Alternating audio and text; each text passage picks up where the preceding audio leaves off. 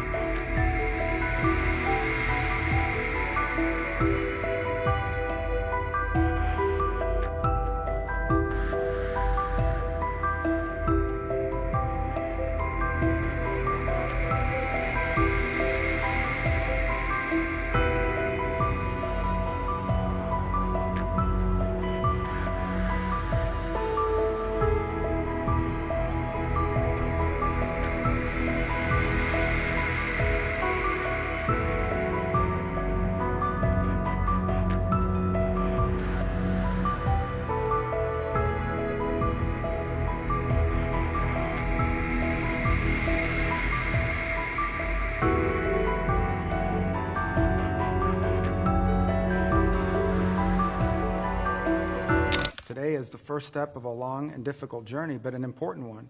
And President Trump is committed to bringing an end to this conflict, and as he said when he campaigned for president.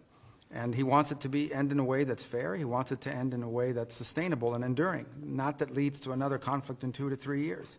That's not going to be easy to achieve, but he's the only one in the world that can begin that process. Donald Trump is the only leader in the world that could initiate that process, and today was the first step in that process.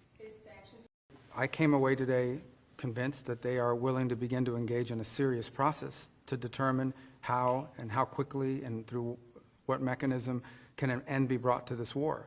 Whether we can ultimately reach that outcome will obviously depend on every side in this conflict's willingness to agree to certain things. So I think it's important to have this meeting because we haven't really had much engagement with the Russians for almost 3 years. And so I would say to you that in order to bring an end to any conflict, there has to be concessions made by all sides. We're not going to predetermine what those are. We're certainly not going to negotiate this today or in a press conference for that matter. But, and there are other parties that have sanctions. The European Union is going to have to be at the table at some point because they have sanctions as well that have been imposed. So, but I guess the point here is the goal is, and we agreed on what the goal is to bring an end to this conflict in a way that's fair, enduring, sustainable, and acceptable to all parties involved. What that looks like, well, that's what the ongoing engagement is going to be all about. Мы эту признательность выразили лично наследному принцу королевства Мухаммеду бен Сальману, когда вместе с Юрием Ушаковым были у него на аудиенции, около часа говорили и о наших двусторонних отношениях, и о том, как важно обеспечивать в мире, если не полное согласие, оно невозможно, но, по крайней мере, готовность великих держав в любой ситуации поддерживать нормальный, профессиональный диалог и стараться услышать друг друга и, соответственно, извлекать уроки из происходящего и не допускать каких-то конфликтов и кризисов. Марко Рубио в начале нашей беседы особо подчеркнул принципиальную важность в международных отношениях для каждой страны руководствоваться своими национальными интересами. Мы с этим полностью согласились. Согласились и в том, что эти национальные интересы, конечно, не всегда, далеко не всегда будут совпадать, но когда они не совпадают, очень важно регулировать эти несовпадения, не пускать их на самотек и тем более не провоцировать конфронтацию военного и всякого иного рода. Разговор был, я считаю, очень полезный. Мы не просто слушали, но и слышали друг друга. И у меня есть основания полагать, что американская сторона стала лучше понимать нашу позицию, которую мы на основе многократных выступлений президента Путина подробно на конкретных примерах изложили в очередной раз. Договоренности, каких мы достигли, первое и, наверное, самое срочное, и тем более не самое сложное, это обеспечить скорейшее назначение послов России в США и США в России. Второе, снять те препоны, которые долгие годы, прежде всего вот администрации Байдена в последние 4 года, строились на направлении наших дипломатических миссий, серьезно затрудняя их работу.